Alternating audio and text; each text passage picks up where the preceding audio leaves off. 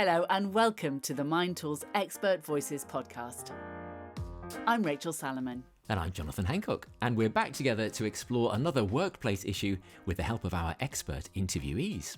For the last 16 years, I've been talking to leading thinkers, researchers and writers about things that affect us all at work.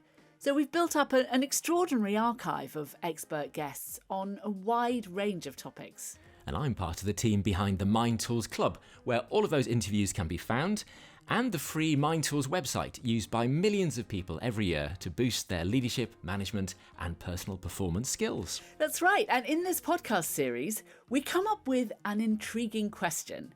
Then we both collect clips from those 16 years of interviews to help us investigate it from one point of view. And we also gather listeners' ideas and experiences. And we've actually got some great feedback to bring you after our last podcast, which was on asking for more pay. We certainly do. But first, the question before us today is, what is psychological safety and why does it matter?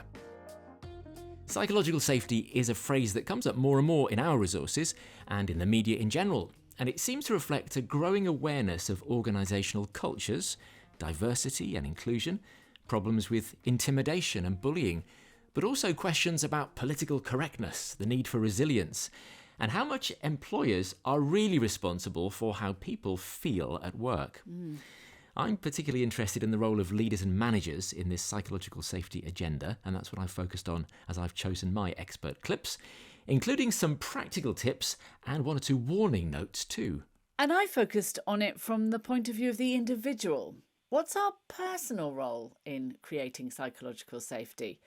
So if you think you're working in a toxic environment, are you really? Or is it just your state of mind?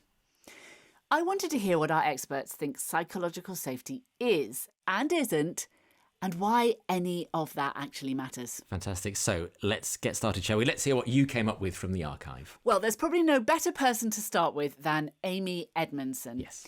She's Professor of Leadership at Harvard Business School, and she's one of the global authorities on this topic. Now, she defines psychological safety as, wait for it, a belief that one will not be punished or humiliated for speaking up with ideas, questions, concerns or mistakes, and that the team is safe for interpersonal risk-taking. Bit of a mouthful. It doesn't quite trip off the tongue, does it? But she's certainly getting in some big points there and telling us that this is a serious message when she's talking about humiliation and punishment right from the start. It does make your ears prick up. But what does it really mean in practice, I wondered? And does it perhaps sound a bit soft and cuddly? Well, I spoke to her about her book, The Fearless Organisation, and she actually fleshed out this definition for me with some examples of what psychological safety is not. It's not being nice, right? It's not sort of only saying nice things. In fact, it's quite the opposite because, of course, it's about being candid. You know, sometimes we'll have to say things to each other that, you know, could feel harsh. So it's not about being nice. It's also not a license to just whine, right? It's not an invitation to sit back and just start saying everything that doesn't work. It's an invitation to be productive and engaged. It's also not soft or touchy-feely, and it's most certainly not an invitation to relax, right? To sort of lower the performance expectations. So it's really just trying to recognize and put a name on the fact that if we aren't open and candid and willing to take interpersonal risks, our organizations will face much bigger risks. Now, she hints at the perils of ignoring this at the end there. And I wanted to know, what are those risks? What are the real-life implications of having a so-called psychologically unsafe workplace? When knowledge is important, that means what's inside my head is important. And if what's inside my head is not coming out, it's wasteful. And it's more important than ever because it's more and more the case that organizations need creativity, knowledge, ingenuity, you know, sort of a willingness to team up with other people to create new value. None of those things can happen without a sense of psychological safety that allows us to take these interpersonal risks. So that's Amy Edmonson, one of the global authorities on this topic. Yeah, she's brilliant. And it won't surprise you at all to hear, Rachel, that I've also chosen a clip from Amy. Later on, she'll be telling us who she holds most responsible for creating the right environment for psychological safety in the workplace. So she really popularised that phrase, psychological safety. Is it a phrase that other of your guests have talked about? One or two. I mean, one is the writer and happiness expert, Tal Ben-Shahar. And I talked to him about his book, The Pursuit of Perfect. For him, psychological safety is all about being able to be less than perfect in the workplace. Psychological safety is the feeling that team members in a group have, that they're allowed to take risks, that it's okay falling down, that it's okay making a mistake. And when members of an organization have that psychological safety, again, not having a blank check for failure, but knowing that it's okay to try and it's okay to fall down, they're much more creative, much more productive, not to mention the fact that they're a lot happier in the workplace. But also in terms of pure bottom line, in terms of the profit and the growth and the sustainability of the organization, providing psychological safety, providing the permission to be human. Part of the permission to be human is the permission to fail. That contributes a great deal to the bottom line of the organization. What really jumped out at me there, Jonathan, was the phrase, the permission to be human. And also that part of the permission to be human is the permission to fail. Huge ideas we're talking about today. I like that idea. I suppose you have to make sure you are succeeding the majority of the time. You don't want to be in a workplace that's just failing. That's not going to feel very safe for anybody, is it? Yes, and I think he is aware of that. He said that earlier in the clip, didn't he? That we mustn't feel we can fail all the time. That's not what this is about.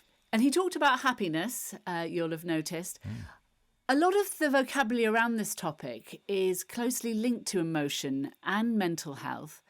And that's one of the reasons why it matters, I think. Because without psychological safety at work, all sorts of negative forces can derail us. I talked to Pippa Grange. She's a performance psychologist who worked with England's men's football team in the 2018 World Cup. She's written a book called Fear Less. And she told me how damaging it can be, especially to teamwork, when you're scared. So fear does a couple of things. Firstly, it makes us less intelligent. We actually become so narrow in our thinking and less able to use our rationality in some ways, our logic. We can get spilled over into emotion. And that means that we are just swept by that. And we're not focused on the things that make for great team.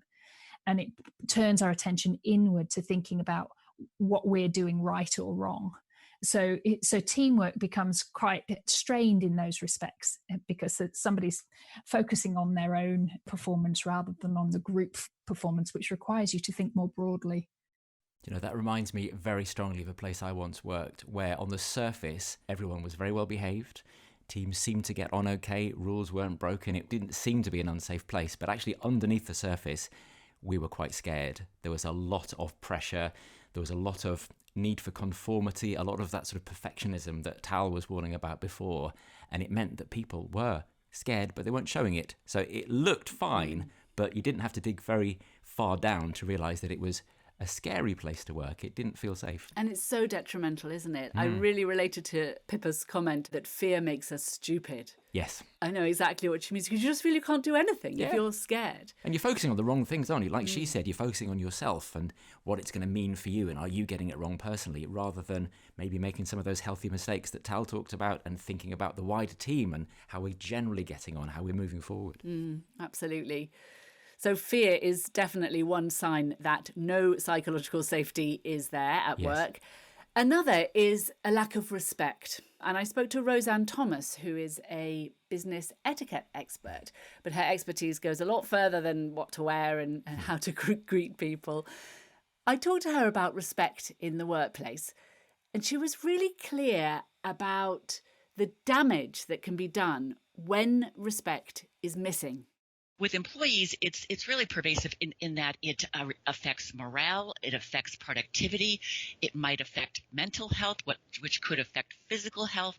It certainly has an impact upon attendance and absenteeism, and it's contagious in that one person's disrespect, one person's incivility toward another in the workplace is contagious to other people. And they tend to think, well, I guess this is okay, or I guess this is the way we behave. So that's not good for employees at all. That idea of contagion is really interesting, isn't it, Jonathan? If you don't show me respect, I won't show the next person respect, and so on. Yeah, and especially if new people come into the business as well, what else do they have to go on other than what they see around them? And it can really create what has become known as a toxic work environment full of fear, lack of respect. Yeah, and I like the way she mentioned the physical side as well, because I've also been in workplaces where you could tell people were really suffering on a physical level. People being off sick, people just looked like they were lacking energy. And I think a lot of that in those cases did come down to it being a toxic, unsafe, unsettling environment. Well, I spoke to the therapist and author Nedra Glover Tawwab about this. She described what she thinks of as a toxic work environment. There tends to be a lack of support, a lack of diversity in views, a lack of willingness to hear or understand support workers as growing in the company or in the business, growing or learning their work, because sometimes toxic could be you're not well trained and people refuse to train you and you're having to figure out things on your own without support. And so there are many ways in a work environment that it could just be unhealthy for you. So that's toxic work environments where there's no psychological safety in sight. Yes, we don't want to be there. And I have been at times. Yes, well, me too. You know, it made me think of Maslow's hierarchy of needs, because this issue really seems to go right back to the basics of human need. Are you familiar with that theory, Jonathan? I am. It's interesting. We went to a festival this summer and we ended up in our group talking about it because it was like, okay, we need to get the toilet sorted out. We need to get the drinking water and the food before we can actually enjoy anything bigger than that. So I think it does affect us all, especially in the workplace. You've got to sort out people's basic comforts, their basic physical human needs before anything else happens. And obviously that has an impact on their work, because how can people have good conversations, think great thoughts, do brilliant work if those basic needs aren't met? Yes, that's right. And people can find an article about this on the Mind Tool site. But in basic terms, Abraham Maslow was an American psychologist who published this hugely influential theory in 1943. And the idea is that we all need, in this order, physical essentials like food and water, as Jonathan just mentioned, toilets, safety, love and belonging, esteem, and self-actualization, which I believe means fulfilling your potential. Christine Comerford was a really impressive guest. She's a hugely successful businesswoman, a guest lecturer at Harvard Business School, and a consultant and coach to organisations of all shapes and sizes, including the White House under 2 presidents. Wow. And all, Jonathan, without a high school diploma or college degree. So how did she do it? Yeah, well, read her books. She's the author of several best-selling books.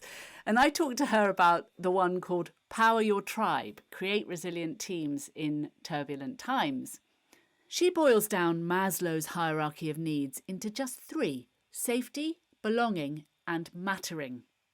And in this clip, she explains how individuals and organisations can benefit by recognising those needs.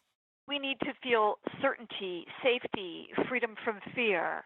We need to feel that we belong, we fit in somewhere, we have equal value to others, we're part of something beyond ourselves.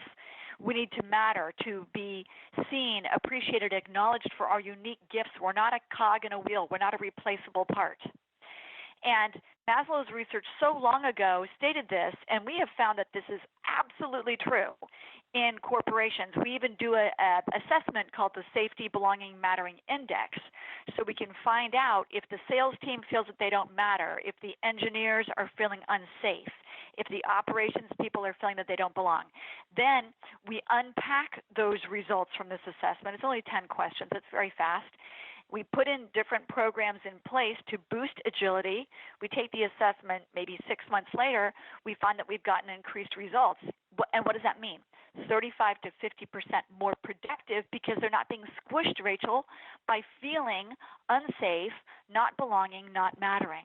Our emotional state, 90% of our decisions or our behaviors are driven or dominated by our emotional state. We've got to start really paying attention to this. I really loved this idea. It's simple, it's effective.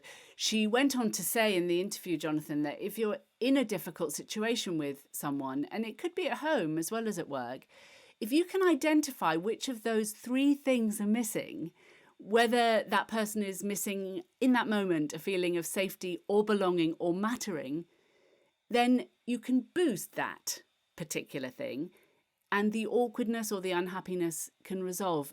So it's a very powerful idea, which I've thought a lot about since talking to Christine. Maybe some of your experts brought up something similar when we get to your clips. Yeah, spoiler alert, they do. There are some very, very good practical tips on how you try and diagnose what the issue is. Yeah, that's coming up. So what we've heard so far, really, has been about acknowledging and dealing with emotions. And I wanted to share a great anecdote from Jackie Beretta, who's the founding partner of the consulting firm Neura Group. And she's also the author of a book called Primal Teams, Harnessing the Power of Emotions to Fuel Extraordinary Performance. Now, Jackie was once working with a company where the web developers in the company had requested a big budget increase.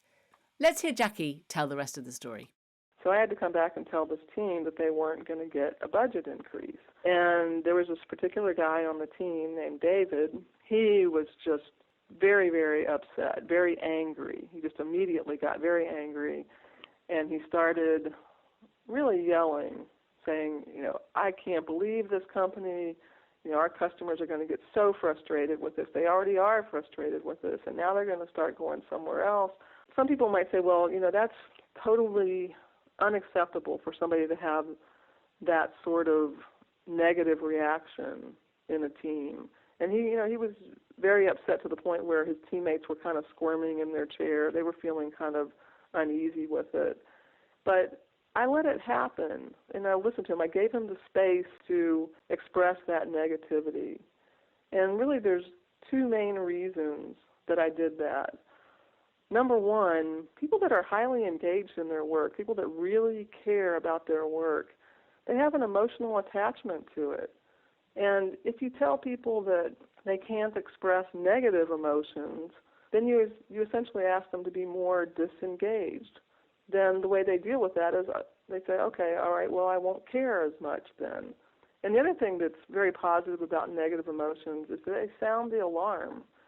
So when David got upset about this website, we're hearing him talk about the impact this is going to have on customers and how it's going to cause them to go elsewhere, and this is a big deal. And if we had just sat there and said, okay, yeah, this is not good, and just had no emotion about it, it wouldn't have sounded the alarm as strongly. And so what happened from that was that we had some very good sessions where we talked about how we were going to take the budget that we did have and do the best with it, and we came up with some pretty good things. Well, this is very interesting, isn't it? Because she's talking about alarms being sounded, about people venting, about people being really emotional, and that being safe, not the opposite. Because you might have looked at that from the outside and thought, that looks like a very toxic place. Right, exactly. That's what I thought too. It seems to be really important to understand the difference between the kind of emotions that make for a toxic environment. So if someone's angry, they're being angry at someone for failing, for example. Yes. And the other kinds of emotion that might be flags for something really important or just reveal how engaged a person is, like that David. And it reminded me of that place I talked about before where I worked, and it looked on the surface all very safe and it was quite emotionless. And that, I think, is a big part of why it was toxic, because people weren't able to express themselves. Yeah, it's such an interesting point she makes there. And here's another fresh angle for you, Jonathan. You'll remember that earlier we heard therapist Nedra Glover-Tawwab defining toxic situations. Yes. Well, here she is again with a suggestion that maybe it's not the environment that's causing the issues, it's us and our lack of boundaries. So often we think that we're in a toxic work environment, and we can be in an environment that lacks boundaries. We could think that our boss is overbearing or they're constantly calling us or, asking for things. And it could be based on our boundaries. And I've seen it in the workplace where there are some people who allow certain things and some people who don't. And those people are treated differently. So people know, like, well, you can't go over here and talk to this person because they will say blank. They're setting a boundary. Yeah, they're setting a boundary and you aren't. And so that's why you're in this situation where you think, oh my gosh, these things are happening to me and it's this environment. And it really could be your boundaries. How are your boundaries, Jonathan? Could they do with a little maintenance? I'm sure they could. I'm sure most people could, couldn't they? It's got me thinking about camping again, actually, and how you do feel safer when you know the space around your tent. It's taking me back to that festival I was talking about before. And when you know what's your safe space and how people are going to come in and come out and what the line is that kind of protects you, I think that's such an important thing to think about. Also, I used to work in schools. I was a teacher, and we often talked about the need for boundaries and families who might not have strong boundaries, and often families struggling because the kids didn't really know and the adults didn't really know the lines that were or weren't to be crossed at different times. But I love that Nedra was gently suggesting that sometimes we can be in charge of our own psychological safety. We can make it happen. Yes, and I think when we come to talk about what the employers need to do as well, we should bear that in mind, that it's not just about employers. There are things that we can do, and often it's up to us to decide those boundaries and to maintain those boundaries. We might need help and we might need other things in place, as we'll hear, but I do think there's a role for individuals in that setting of boundaries. Yes. Well, I'll finish my selection with a similar idea from Sri Kumar Rao. He's a creativity and personal mastery expert, and he's the author of a book called Happiness at Work: Be Resilient, Motivated and Successful No Matter What. Now, he's a strong believer in what you might call extreme reframing, maybe. Okay. He believes it's all about our attitude. Once you start making changes between your ears, those changes reflect themselves outside, and the situation outside changes. So in other words, if you are in the wrong, quote-unquote, job, perhaps the best thing for you to do would be to start working on your attitude, and that will, believe it or not, actually result in changes happening outside.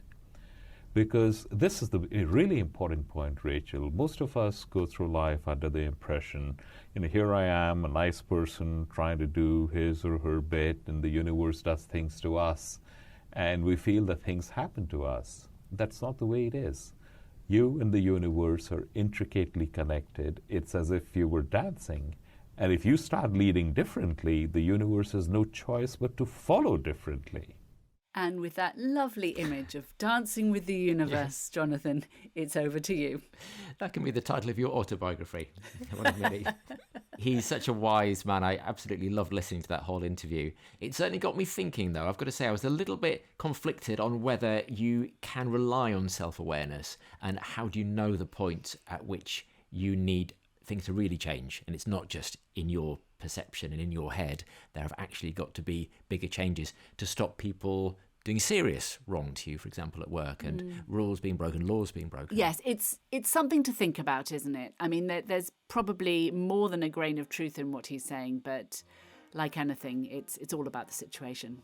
I'd say take that as a recommendation from both of us to listen to the full interview and grapple with some big ideas. It's there among all the expert interviews in our Mind Tools Club, and you can find out about becoming a member at mindtools.com. Right, so my turn now, Rachel. You looked at psychological safety from the individual's point of view, and now I've gone in from the standpoint of managers and leaders. What role do they play in creating and sustaining a psychologically safe workplace?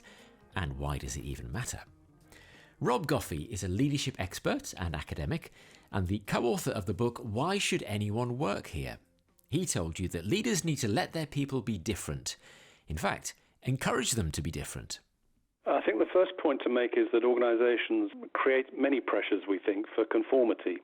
So I think you've got to sort of work against the grain of that to nurture individuality, to look for people that are different, and to encourage those different people to actually express those differences. In other words, not just to tolerate differences, but to celebrate it. This idea of differences goes beyond conventional notions of diversity, which of course are really important. The ambition to get a better mix of genders, races, ethnic minority, and so on. Very, very important. But what we're really digging down into in the book is differences in terms of mindset. The way people think, different perspectives, different assumptions. Often, to use a colloquial expression, it's the kind of grit in the oyster which creates the pearl.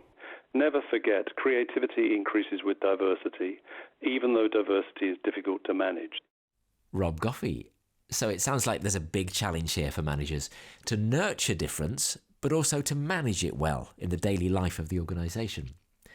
And Susan Scott had some great advice about that. She's the best-selling author and the founder of Fierce Inc., a global training and consultancy firm. She told you that to support psychological safety, you can't always just stand back and let people be themselves and do what they want. Instead, managers sometimes need to have what she calls in her book, fierce conversations. Honestly, a fierce conversation can be one of the sweetest, most compassionate, compelling conversations we could ever have, and they include meetings where we're tackling some of our most complex issues, and meetings in which we want to interrogate reality around a topic, and we want to provoke learning and resolve our issues, and in the process enrich relationships. And yes, a fierce conversation can also be one in which I confront or am confronted about behavior or attitude. And yet even that conversation, when it is skillful and completely candid, can enrich the relationship rather than set it back on its heels. She speaks so much sense, doesn't she, Jonathan? I really love that idea that we shouldn't be scared to just bite the bullet and have those fierce conversations. They don't need to be aggressive. They don't need to be offensive. They just need to be strong, authentic and honest. And I have to recommend her book, Fierce Conversations. It's very enlightening and well worth reading. Yeah, and I really like that word fierce, actually. My daughter uses it quite a bit. She talks about fierce in terms of fashion and photography, and it's a really positive word. In fact, there's Beyonce's alter ego, Sasha Fierce, isn't there? So it's actually a very positive word. It doesn't have to be a scary thing. It can be a really empowering word. I really like that positivity and that very attractive idea of rich relationships and exciting leadership from a fierce approach. And that's something that Mark Broker, I think, would agree with. He's a captain in the US Navy. You spoke to him about a book he wrote called Lessons from the Navy, How to Earn Trust, Lead Teams and Achieve Organizational Excellence. And he's another of the experts who believes that leaders have a very important and very conscious role to play in actively achieving psychological safety. Every single interaction, whether it's a text or an email or a passing in the hallway or a Zoom call, will create either a little bit more trust or create a little bit more fear. And when leaders embrace that, they're more likely to be cognizant of it and push it towards a level of trust. And I have to say, Rachel, some of the best bosses I've worked with have actually been willing to check back in after a tricky conversation or a moment they weren't sure about. And they wanted to see whether their words had landed well with people or just to kind of gauge how people were feeling. So like Mark says, their leaders are continually turning that safety dial one way or the other. I think it's great when they're really aware of that. Yes, it's very, very important, isn't it? I love that idea of a leader checking back with you and not just leaving it, not just assuming that what they said landed, as you say, and that all is well. It doesn't hurt, does it, to just have that little check back? And in terms of who those people are with the power to create a climate of safety at work, Amy Edmonson homed in on the role of middle managers. We heard from her earlier. Amy's the person who really popularised the idea of psychological safety, and we've got a brilliant interview that you did with her in the Mind Tools Club about her book, The Fearless Organisation, Creating Psychological Safety in the Workplace for Learning, Innovation and Growth. And that title, in a nutshell, tells you how important she thinks all of this is. And as I say, she highlighted those middle managers that we work with every day. I have to admit, I assign a fair amount of responsibility to the group leader. And it's the leaders in the middle that matter, right? It's those folks who lead a branch of a bank or a restaurant in a restaurant chain or a unit in a hospital, a ward, if you will. Those leaders in the middle matter enormously for creating the climate, the workplace climate. They don't utterly, change the organization's culture, but they do very much shape the climate of voice, which means how they show up matters for other contributors. Anyone, you don't have to be a leader, anyone can exercise leadership in this domain.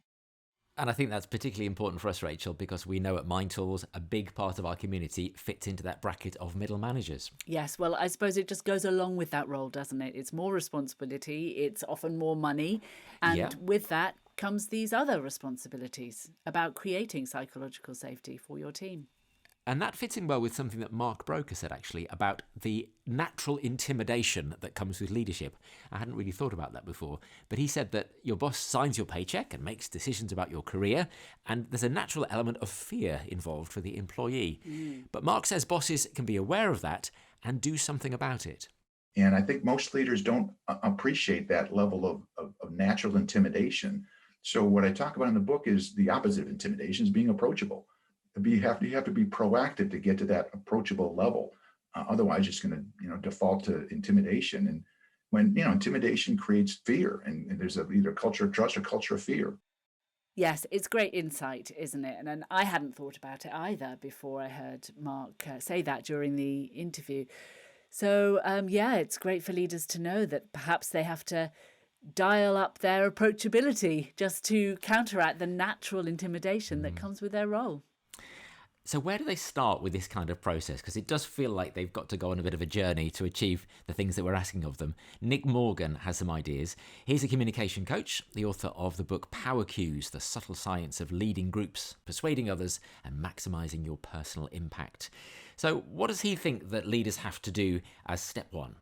The first thing is to become self-aware. That's step one in the book, and that's really where it all starts, is start to pay attention and get more aware of what you look like to others, because people don't care, in a sense, how you're feeling.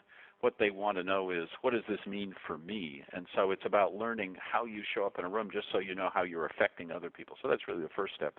And then the second key takeaway is over time, as you learn to become aware of this unconscious dialogue going on all around you, then you can become a much more effective leader, much more in tune to the emotions of your colleagues and employees, and much more powerful and strong at leading people to where they want to go. He made me think of one of the most toxic workplaces I ever worked in. You'll notice I'm being quite careful not to say where these particular organisations were, but I've had a few experiences of places that really, especially looking back, were not safe places and did not feel good places even at the time. And I think one of the worst places I was in, there was a real lack of self-awareness among the team leaders. They would pick up on tiny mistakes people made. Like I remember somebody mispronouncing something and they were really criticised for it quite publicly. So manager criticism felt over the top, but there was also things that just didn't get enough praise, like a great event we put on wasn't celebrated at all by the bosses, or it didn't feel like it was. We were left feeling quite deflated. And I think a lot of that just came from a lack of self-awareness about how manager behaviour was affecting people and creating an unpleasant climate, really. We didn't feel free to try new things because of it. We weren't relaxed, and I just don't think we were doing our best work. Yes, it makes me think back to Tal Ben-Shahar's permission to be human. I mean, if you can't pronounce something wrong, then honestly, what kind of standards are people holding you to unnecessarily? You got into an interesting conversation with Frances Fry about self-awareness and self-control. Frances is the multi-million view TED Talk presenter and author of Unleashed, the unapologetic leader's guide to empowering those around you. And I love this point about whether leaders sometimes need to pull back a bit on their authenticity and know when to rein it in at work. I think it's totally fine. In fact, it's probably good to trim the amount of authenticity that you bring to the table. And this is for people who are already authentic. This isn't for people that are just trying to become authentic. I don't want them to start trimming. I want them to experience being all in. But if you're like, your whole authenticity isn't a problem for your showing up, but wow, we just don't need to see that final 20%. I think it's a totally reasonable thing to do to keep that 20% at home. It won't be inauthentic. I don't want you to pretend you're not the middle 80%, but you don't have to give us all of it, if that makes sense. Yes. It was a great answer. I think my question was about what do you do if your authentic self isn't really who you want that person to be. And yes, she came up with this idea of trimming, and it was brilliant. And another word of warning from Frances Fry. She said, watch out for what seem to be positive values becoming weaponized and actually causing damage at work. You know, a very common cultural value is default to trust. Right? It's like, who's going to argue against that? Like, give people the benefit of the doubt. If we all give each other the benefit of the doubt, everyone is going to do better. It's beautiful. But in some organizations, that default to trust value, if you go in there, when you hear the phrase default to trust, it won't be is a way to give everyone the benefit of the doubt. It will be a senior person saying to a junior person, I'd like you to stop asking questions now. So default to trust. It's like they misused it. They misappropriated it for their own personal gain. So if there are weaponized cultural values, that's another sign that the culture has to change. And on that specific point about shutting down questioning, Amy Edmonson was very clear that that's the opposite of what bosses should be doing. She told you that psychological safety thrives when managers ask good questions. And a good question is one that you don't already know the answer to, right? So that you're all ears. You really are listening. It's also a question that gives someone a little bit of room to respond. You know, how are you thinking about this project right now? Or what's on your plate? Or what are you worried about? All of those are good questions because they are an invitation to another person to share what they're thinking. That invitation is such a precious gift. I mean, it's a small thing, of course, but it's really quite large as well, because if someone asks me and then appears to be interested in listening to me as I answer, they have, for that moment, created a small space for me to respond. And in that small space, I am almost by definition psychologically safe. You've got my attention. You have expressed an interest in what I'm thinking. So doing that once is a good idea. Doing that kind of routinely helps draw your colleagues out, helps make your team, your workplace just that much better, that much more engaged. Yeah, that's great. I love it. It reminds me actually a little bit of what Christine Comerford was saying earlier in my clips with her pared down Maslow's hierarchy of needs, yes. The safety, the mattering, the belonging, and asking the questions you need to ask in order to find out if any of those are missing in your team members. And it is a really positive view of what workplace cultures could be like. But Amy says it doesn't mean blinding yourself to wrongdoings, and she says there'll still be times when people's behaviour needs to be called out. When people engage in what I sometimes call blameworthy acts, the things that we really do know to be outside the bounds of appropriate behavior, it is absolutely crucial if you want to continue to have psychological safety for there to be sanctions for those. Because, you know, it's almost paradoxical. If people behave in ways that bully, if they yell at a colleague, if they belittle, if they harass, any of those things that are truly unacceptable behaviors at work, if those go unpunished or unacknowledged, ironically, you've made the workplace less safe, not more. So people need to know, if you know where the boundaries are, you're more comfortable operating within the boundaries. So that loops us right back to that talk about boundaries we had before and the safety that boundaries can bring. And also the idea that a workplace may look safe on the surface. You may think, actually, nobody is being told off. There are no sanctions here. Nobody's doing the wrong thing. That doesn't necessarily mean it's a safe place. Possibly the opposite. Yes. And managers need to keep checking in with their team, don't they, to ask those crucial questions and find out how psychologically safe people are feeling. They've got their work cut out. If you don't ask, you don't know. Yeah, absolutely. Yes, I do feel like we're giving them quite a lot of challenges, but it's going to be good for them. They get paid the money for this. So leaders and managers, we've set you a challenge here. There's a lot for you to do, but as we've heard from both sides, I think, it's so important to aim for psychological safety, to give it the time and the commitment it needs, and to work with your employees to make it real and to keep it going. Well, it will be great to get some feedback on what our experts have said today. And we'd love to hear stories about psychologically safe and unsafe workplaces. We'll tell you how to get in touch in a couple of minutes. Now, some feedback on our first episode, which looked at those tricky conversations about pay and promotion. Yes, and we had a really nice email from Yolandi from our coaching team, Jonathan, who had to listen to our first episode. She says, "What a great podcast. Thanks for sharing so many expert voices."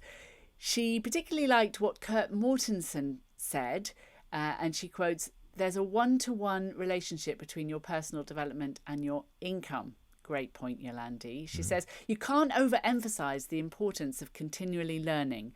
Learning isn't only about reading books or watching video clips. It's also about putting a new skill into practice. Yeah. And it's amazing how you can transfer knowledge and skill from one area of life to another. It's a special kind of creativity, and it makes you a more valuable and interesting person." So that's from Yolandi. And I suppose that's the point, isn't it, on that podcast? It's about creating that extra value that you can then get rewarded for, and you've got more evidence of the things that you have put into practice from your learning. Yes, thanks very much, Yolandi. And a couple I can bring you. One's from Ali, who got in touch. Thank you, Ali. She says, "Hi guys, loved your first episode, and the bit about managers not being telepathic is spot on. I once left a company because I'd been passed over twice for promotion. Then I met my manager about a year later through my new role and found out she'd always assumed I was happy with what I was doing and didn't want any more responsibility. Part of me says she should have guessed," Ali says. "I'm sure I gave some pretty big clues, but I never actually said or put myself forward." And that is exactly what one of our guests, I think it was Robert Kaplan, was saying about not assuming your boss is telepathic. Real life experience from Ali, who definitely learnt from meeting the boss later on. And Danny got in touch as well. He said, "We're experimenting with an internal mentoring program in our company, which is already proving its worth." And he says that they help people to find mentors in the company, usually colleagues who are a little more senior than them. And he says, "We give them time to meet and talk. And some of the strongest feedback we've had so far is about the ideas that it's generating for career progression. People get to talk to colleagues, people who've already found ways to move up in the organisation. They get ideas and inspiration. At the next line manager meeting or performance review, they've got ideas about how they'd like to push their career forward and their earnings forward." And Danny says they may even have evidence of things they've already done in that direction as part of the mentoring relationship. So again, it fits in with what Yolandi was saying as well about doing something that then helps you create that extra value that gets you that extra money and maybe a promotion and pushes you further on in your career. Absolutely. Great point.